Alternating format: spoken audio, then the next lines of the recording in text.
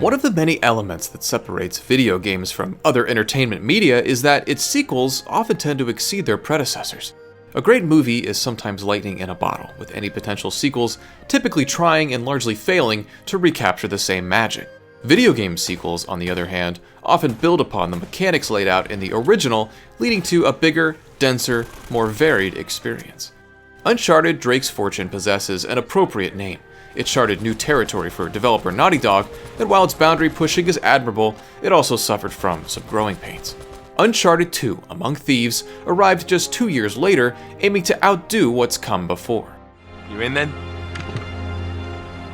What the hell? I mean, what could possibly go wrong? Nathan Drake, the lovable treasure hunter, is back, this time enlisted by old associate Harry Flynn to help steal a Mongolian oil lamp, supposedly connected to the famous Italian explorer Marco Polo. Flynn also invites fellow treasure hunter Chloe Fraser along for the heist, but unbeknownst to Flynn, Chloe and Drake have history together. The trio infiltrates a tightly guarded museum to acquire the prize, with Nate discovering that the lamp actually contains a map to the Chintamani stone, a priceless jewel rumored to grant immortality. Unfortunately for Drake, Harry Flynn is a double-crosser working for Zoran Lazarevic, an imposing war criminal who wants the stone for himself. Flynn steals the map and leaves Drake to be imprisoned, setting the stage for a globe-trotting wild goose chase for the treasure. Listen, face it, genius. You've been played.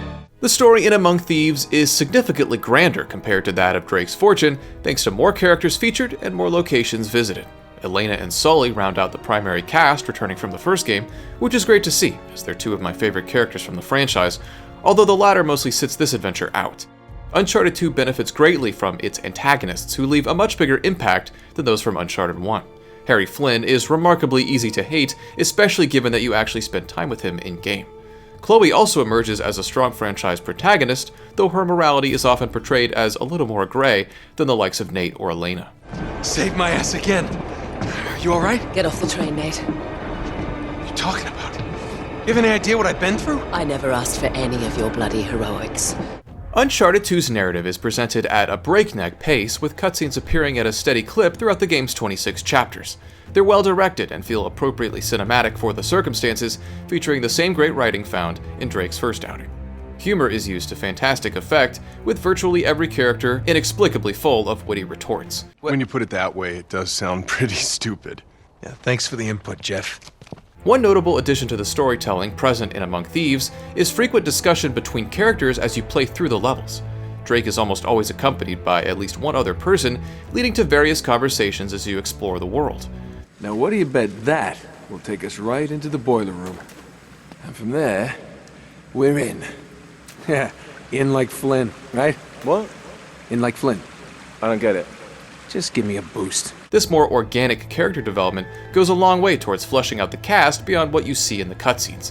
In-game chatter has become a staple of Naughty Dog's games, to the point that I was actually surprised by how absent it was in Uncharted 1. Overall, Among Thieves delivers exactly what you'd want out of an Uncharted narrative, filled with laughs, stakes, and things going boom. Holy shit.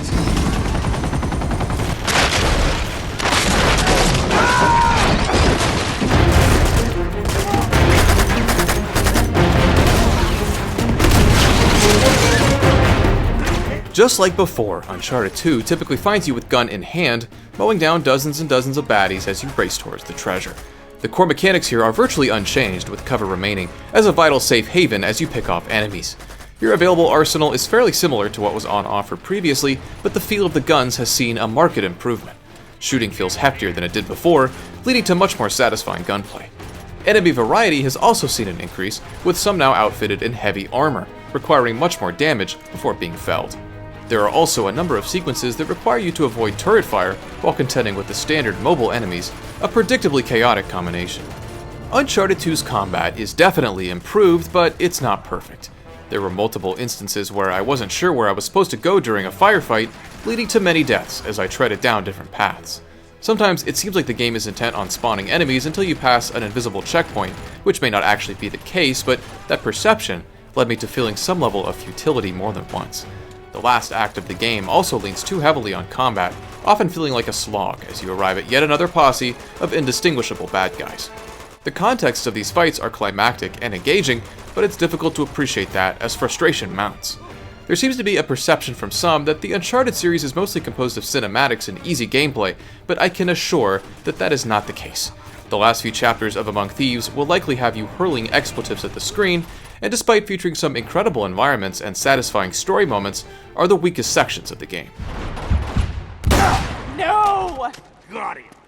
It was possible to employ some level of stealth in the original Uncharted, but it's been more fleshed out here. You often get the jump on enemies this time around, providing an opportunity to pick some off before alerting everyone else. Nate can sneak behind an unsuspecting enemy and eliminate them without drawing attention, provided no one's looking in your direction when you make the kill. This tactic can help to thin out the herd before the lead starts flying, but it doesn't ultimately make that much of a difference in the grand scheme of things. Sleep tight. There's a guy below you, there's a guy below you.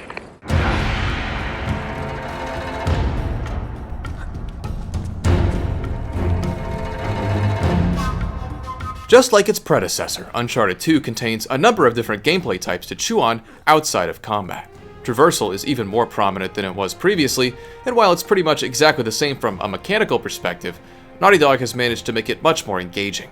Each of the climbable set pieces feel distinct from one another, creating far more memorable encounters. The game begins in media res with Nate having to ascend a dangling train that remains one of the most iconic moments of the series. Traversal also now occasionally intersects with combat, limiting you to just a sidearm as you attempt to stave off enemies while hanging on for dear life. Puzzles make a return as well, and while they still lean on the easier side, they've become much more engaging.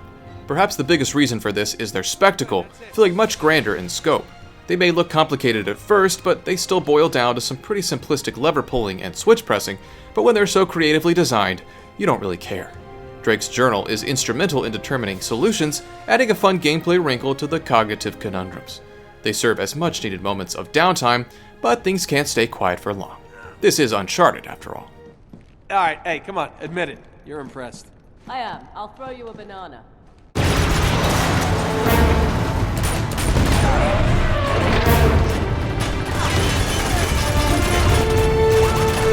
Among Thieves features another bevy of action-fueled set pieces, and the stunning nature of these portions of the game can't be overstated. Much of what's on display here still impresses today, almost 15 years after the game's original release. Drake's Fortune featured its fair share of set-piece moments, but what's on offer in Uncharted 2 makes them look like child's play in comparison. One moment you're being pursued by a helicopter in a collapsing building, and the next, you're engaged in firefights atop and inside a moving train. The amount of talent it must take to execute such grand visions is startling to think about, but the result is well worth the effort. The sheer spectacle of Uncharted 2 alone makes it worth playing. Drunk?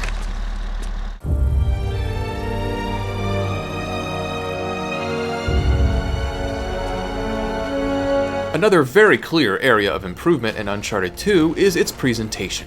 Drake's Fortune was no slouch, especially for an early PS3 title, but Among Thieves puts it to shame. By every metric, this is a massive step up. The sheer scope of the experience is awe-inspiring, although you can't actually go to most of the places you see, as this is still a very linear experience. Regardless, finding the next stunning vista never gets old. A huge part of why that is can be attributed to the hugely increased environmental variety. From Italy to Borneo to Nepal, Uncharted 2 finds you jumping across building tops, wading through the jungle, and even climbing through icy caves. The game simply never runs out of ideas throughout its 8 to 10 hour journey, and its epic, orchestrated soundtrack takes the experience to another level. Oh yeah, great, more ammo.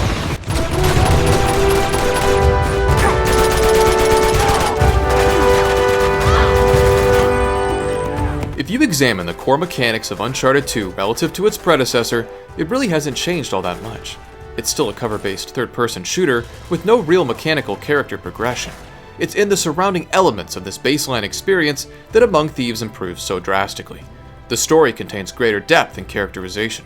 The game's pace is much smoother, swapping between combat, traversal, puzzle solving, or a combination of everything with ease. The production value and grandeur have been dialed up to 11 with far more organic and fluid level design. In virtually all areas, it manages to outdo its older sibling. Uncharted 2 Among Thieves is by no means a flawless game, but as a sequel, Nathan Drake and company begin to approach perfection.